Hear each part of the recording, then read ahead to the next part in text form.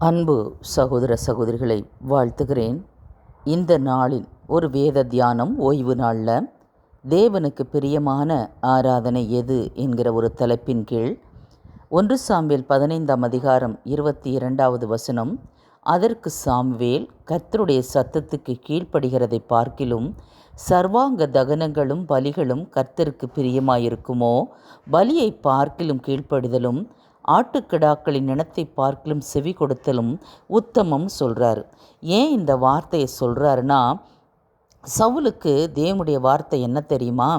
அமலேக்கு அழிக்க வேண்டும், முழுமையாக அழிக்க வேண்டும், ஒன்றும் மீதி வைக்கக்கூடாது. ஆனால் இந்த சவுல் என்ன பண்ணுறாருனா, ஆடு மாடுகளில் நல்ல தரமான முதல் தரமான நல்ல தரமான ஆடுகளை மட்டும் மாடுகளை எடுத்து வைத்து கொள்கிறார்.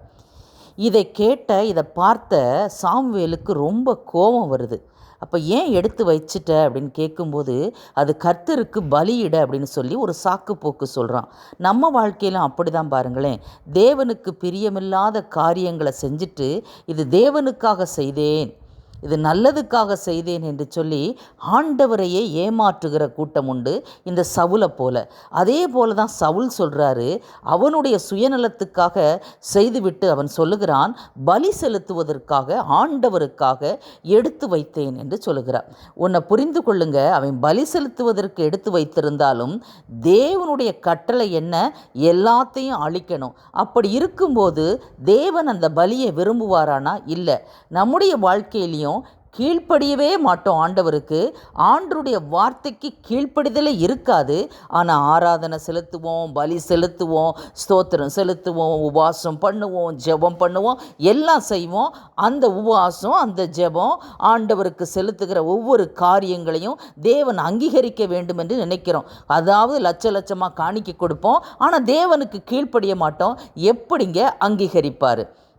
அப்போது சாமுவேல் சொல்கிறாரு, அதற்கு சாமுவேல் கர்த்தருடைய சத்தத்துக்கு கீழ்ப்படுகிறதை பார்க்கிலும் சர்வாங்க தகனங்களும் பலிகளும் கர்த்தருக்கு பிரியமாயிருக்குமோ, பலியை பார்க்கிலும் கீழ்ப்படிதலும் ஆட்டுக்கிடாக்களின் இனத்தை பார்க்கிலும் செவி கொடுத்தலும் உத்தமங்கிறார்.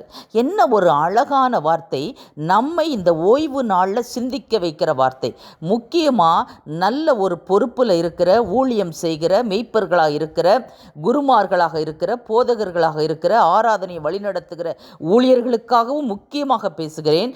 கர்த்தருடைய பிள்ளை என்கிற போர்வையில் நான் உபவாசம் பண்ணுறேன், ஜெபம் பண்ணுறேன், ஆண்டவருக்கு நிறைய காணிக்கையை கொட்டி கொட்டி கொடுக்குறேன்னு சொல்கிறவங்களுக்காகவும் பேசுகிறேன். நீங்கள் என்னத்தை செலுத்தினாலும் கர்த்தருடைய சத்தத்துக்கு கீழ்ப்படியாமல் இருந்தீங்கன்னா இதெல்லாம் வேஸ்ட்டுங்க, ஒன்றும் அங்கீகரிக்கப்படாது.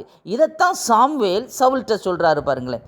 அப்படின்னா தேவனுக்கு பிரியமான ஆராதனை எதுன்னா கீழ்ப்படிதல். அடுத்து 1 சாமுவேல் 13ஆம் அதிகாரம் 8வது வசனத்திலிருந்து 14வது வசனம் வரைக்கும் இந்த சவுல் ஒரு தவறு பண்ணுறாரு. இது சாதாரண தவறு அல்ல, தேவனுடைய கட்டளையை நேரடியாக மீறிய செயல் என்று சொல்லலாம் பாருங்களேன்.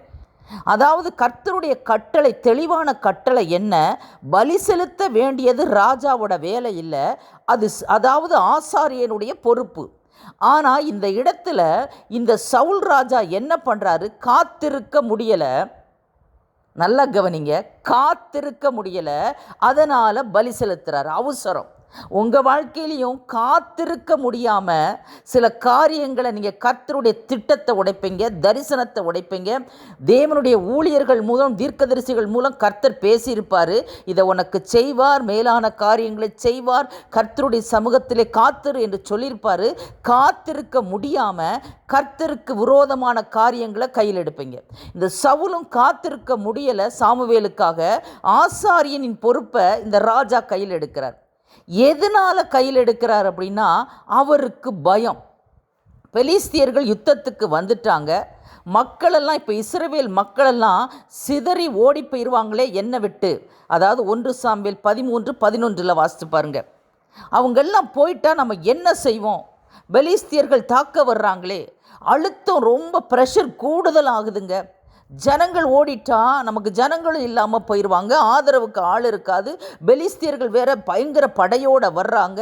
ஒரு மன அழுத்தத்துக்குள்ளாக போகிறார், ஒரு பயத்துக்குள்ளாக போகிறார், ஒரு நெருக்கத்திற்குள்ளாக போகிறாரு.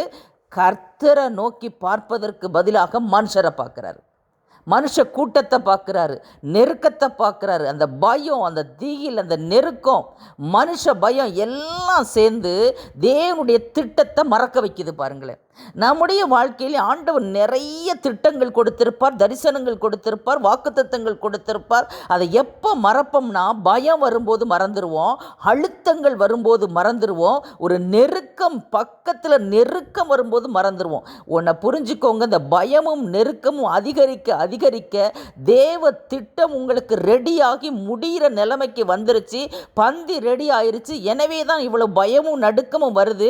ஏன்னா நீங்கள் கர்த்தருடைய திட்டத்தை உடைச்சிட்டா உங்களுக்காக அவர் போட்ட திட்டம் உடைஞ்சு போயிருமே.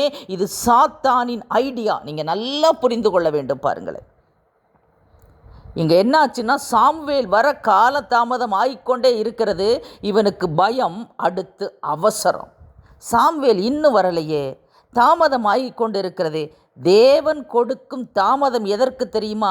உங்களுக்கு டெஸ்ட்டு, பரீட்சை நடந்து கொண்டிருக்கிறது, சோதனை நடந்து கொண்டிருக்கிறது. அந்த தாமத நேரம்தான் தேவனுடைய நேரம்.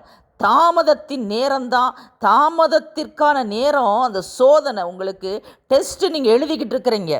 அதனால் அந்த சோதனை நேரத்தில் தேவன் கொடுத்த வாக்குத்தத்தங்கள், தேவன் கொடுத்த திட்டங்கள் தரிசனத்துக்குள்ளே நிலைச்சிருந்து தேவனுக்காக காத்திருக்கிற நேரம். இப்போது சாமுவேல் வரல, தாமதமாகுது. தேவன் கொடுக்கும் தாமதம் தமக்கு ஒரு சோதனை நேரம். ஆண்டவர் ஒரு நாள் கைவிட மாட்டார், பெலிஸ்தியர் கையில் நம்மளை ஒப்பு கொடுக்க மாட்டார். வரட்டும், ஆசாரியர் வந்து நமக்கு பலி செலுத்தட்டும்னு காத்திருக்க முடியலை இந்த சவுலுக்கு. இதனால் என்ன நடக்கிறதுனா, அந்த நம்பிக்கை உடையப்படுது. பாருங்களேன், பயமும் அவசரமும் கலந்து இந்த நெருக்கங்கள்லாம் வரும்போது, காலதாமதங்கள் வரும்போது ஆண்டவர் மேல் வைத்திருக்கும் காத்திருப்பின் நம்பிக்கை உடைபட்டு போகிறது. இந்த சவுல் காத்திருக்கவில்லை, பயப்படுறான். அதனால நம்பிக்கை உடப்படுது, ஆண்டவர் மேல் வைத்திருக்கிற நம்பிக்கை உடப்படுது. பாருங்களேன், அடுத்து அதிகாரம். இவனுக்கு நான் ராஜா, நான் பலி செலுத்தினா என்ன, நான் ராஜா, நான் ஆசாரியன் மாதிரி நான் பலி செலுத்தினா என்ன. எந்த ராஜாவாக இருந்தாலும் தேவனுடைய கட்டளையை மீறும்போது அடி வாங்கணுங்க. அது நீங்கள் எவ்வளோ பெரிய கொம்பனாக இருந்தாலும் சரி, எவ்வளோ பெரிய படித்தவர்களாக இருந்தாலும், நிறைய பணம் கொட்டி வச்சுருந்தாலும், நீங்கள் பெரிய பென்ஸ் கார்லேயே வந்தாலும் சரி, இல்லை அதை விட பெரிய பெரிய கார்களெல்லாம் வந்துருச்சு, அந்த கார்லெலாம் வந்தாலும் சரி, கோடிக்கணக்கான வீடு வச்சுருந்தாலும் சரி, தேவனுடைய திட்டத்துக்கு மீறினீங்கன்னா, தேவனுக்கு கீழ்ப்படியாமல் இருந்தீங்கன்னா, தேவ பயம் இல்லாமல் இருந்துச்சுன்னு வைங்களேன், சோதனைக்குள்ளே போய் அடிபடணும். பாருங்களேன், இப்போ இவனுக்கு அதிகாரம், நான் ராஜா, நான் செஞ்சால் என்ன செய்கிறான், என்ன பண்ணுறான், துணிகரமாக ஆசாரியன் செய்ய வேண்டிய வேலையை, அதாவது தேவன் வகுத்த எல்லையை உடைச்சி, இது உங்கள் பார்வைக்கு நல்லது மாதிரி தெரியல, ஆண்டவர் ஆராதிக்கத்தானே பலி செலுத்தினா, இது எப்படி தப்பாக இருக்கும்? நீங்களும் இதே மாதிரி தான் பலி செலுத்துவீங்க, ஆராதிப்பீங்க, துதிப்பீங்க, உபவாசம் பண்ணுவீங்க, கொட்டி கொட்டி காணிக்கை கொடுப்பீங்க. இதெல்லாம் நல்ல காரியம் தானே, ஆண்டவர் ஆசீர்வதிப்பார். ஆனால் தேவ திட்டத்துக்கு உட்பட்டு வாழ மாட்டேங்க, அந்த அதிகாரத்துக்கு உட்பட்டு வாழ மாட்டேங்க, அந்த சட்ட திட்டத்துக்கு உட்பட்டு வாழ மாட்டேங்க, அந்த தேவனுடைய ஒழுங்குக்கு கடைபிடிக்க மாட்டேங்க. அந்த ஒழுங்கை உடைச்சிக்கிட்டே இதெல்லாம் செஞ்சால் எப்படிங்க ஆண்டவர் ஆசீர்வதிப்பார்? இந்த சவுல் அதாவது பலி செலுத்துகிறான். இப்போ சாமுவேல் வர்றார். கரெக்டாக பார்த்தீங்களா, நான் சொன்னேன் பார்த்தீங்களா, தேவ திட்டம் நடக்கும்போது காலதாமதங்கள் ஏற்படும் போது, அந்த காலதாமதத்துக்கு மத்தியில் நீங்கள் தேவ திட்டத்துக்குள்ளே அடங்கி இருக்கீங்களான்னு ஆண்டவர் பார்ப்பார். இது ஒரு பரீட்சையின் நேரம். இந்த நேரத்தை, அந்த பயமான நேரத்தில் நீங்கள் தேவ திட்டத்தை உடைச்சிட்டிங்கன்னா ஆசீர்வாதம் போயிடும். அந்த சோதனை நேரம் முடிகிற நேரம் தான் இப்படியெல்லாம் சாத்தான் கொடுப்பான்னு சொன்னேன். நீங்கள் பாஸ் ஆகக்கூடாதுன்னு கொடுப்பான். அதே மாதிரி தான் அவன் பலி செலுத்தின உடனே சாமுவேல் வந்துடுறாரு. பாருங்களேன், அப்போ என்னென்னா, அந்த சாத்தானுக்கு தெரியுங்க, பக்கத்தில் ஆசீர்வாதங்கள் தேவ திட்டம் நிறைவேற போது பந்தியை ஆயத்தப்படுத்திக்கிட்டே இருக்கிறாரு. அது முடியும் நிலைக்கு வரும்போது தான் தேவ திட்டத்துக்குள்ளே நீங்கள் இருக்காமல் விலகி போகிற மாதிரி சில காரியங்களை செய்வான். காத்திருக்க விடமாட்டான், அவிசுவாசத்தை கொடுப்பான், சோதனையை கொடுப்பான், ஜெபிக்கவே மனசு இருக்காது. பாருங்களேன், இப்போ சாமுவேல் வந்து கேட்ட உடனே, சாமுவேல் வந்து 1 சாமுவேல் 13:6 பார்த்தீங்கன்னா, அப்பொழுது இஸ்ரவேலர் தங்களுக்கு உண்டான இக்கட்டை கண்டபோது ஜனங்கள் தங்களுக்கு உண்டான நெருக்கத்தில் என்ன பண்ணுறாங்கன்னா, கெபியில், முட்காடுகளில், கண்மலைகளில், துருகங்களில், குகையிலே ஒளிந்து கொள்கிறாங்க. அது மட்டுமல்லாமல் ஒரு பயம் அவங்களுக்கு வருது. இப்போ 7வது வசனம் பார்த்தீங்கன்னா, சகல ஜனங்களும் பயந்து கொண்டு அப்படியே அவனுக்கு பின் சென்றார்கள். அதாவது யாருன்னா, அதற்கு முன்பதாக உள்ள வசனங்களையெல்லாம் நீங்கள் வாசித்து பாருங்கள், உங்களுக்கு புரியும். ஒன்றை மட்டும் வாசிக்கிறேன். எபிரேயரில் சிலர் யோர்தானையும் கடந்து காத்து நாட்டிற்கும் கீலேயத் தேசத்திற்கும் போனார்கள். சவுலோ இன்னும் கில்காலில் இருந்தான். சகல ஜனங்களும் பயந்து கொண்டு அவனுக்கு பின் சென்றார்கள். இப்படி பயம், நெருக்கம், நடுக்கம் ஓடுறாங்க. ஏன்னா பெலிஸ்தியர்கள் பக்கத்தில் வந்துட்டாங்க. இப்போ தனக்கு சாமுவேல் குறித்த காலம் 7 நாள் மட்டும் இவன் காத்திருக்கிறான் சவுல். ஆனால் சாமுவேல் வரலை. அதனால் பலி செலுத்திட்டான் பாருங்களேன். பலி செலுத்தி முடித்த உடனே இப்போ சாமுவேல் வர்றாரு. இவன் எதிர்கொண்டு போகிறான். அப்போது சாமுவேல் கேட்குறாரு, நீ எதற்காக இதை செய்தா என்று கேட்குறாரு. அதற்கு அவன் சொன்ன பதில் என்ன சொல்கிறாரு பாருங்கள். சாமுவேல் என்ன சொல்கிறாருன்னு பாருங்களேன். சவுலை பார்த்து, புத்தீனமாக இந்த காரியத்தை நீ செஞ்சிட்டியே, அறிவு கட்டத்தனமாக, முட்டாள்தனமாக இந்த காரியத்தை செஞ்சிட்டியே அப்படின்னு சொல்கிறார். எப்படி இப்படி துணிந்து நீ பழியை செலுத்தின அப்படின்னு கேட்குறாரு பாருங்களேன். அது மட்டுமல்ல, உனக்கு இனி ராஜ்யபாரம் இல்லை, என் இதயத்துக்கு ஏற்ற, தம்முடைய இதயத்துக்கு ஏற்ற கர்த்தர் தம்முடைய இதயத்துக்கு ஏற்ற ஒரு மனுஷனை தான் தருவார், உனக்கு ராஜ்யபாரம் இருக்காது அப்படின்னு சொல்கிறாரு. அப்போ என்ன அப்படின்னா, தேவனுடைய திட்டத்தை மீறி அவருக்கு கீழ்ப்படியாமையில் சில காரியங்கள் செய்கிறோம்னா எல்லாத்தையும் இழக்கணும். இவன் ராஜ்யபாரத்தை இழந்தான் பாருங்களேன். கர்த்தருடைய ஆசீர்வாதத்தை இழந்தான். எவ்வளோ பெரிய அதிகாரம்! அந்த ராஜ்யபாரத்தின் அதிகாரத்தில் தான் பலி செலுத்தினான்.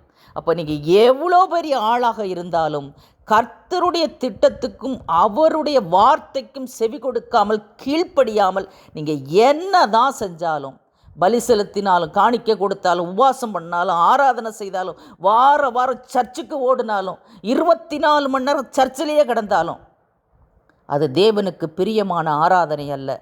எது தேவனுக்கு பிரியம்னா அவர் வார்த்தைக்கு கீழ்ப்படிவது தான்.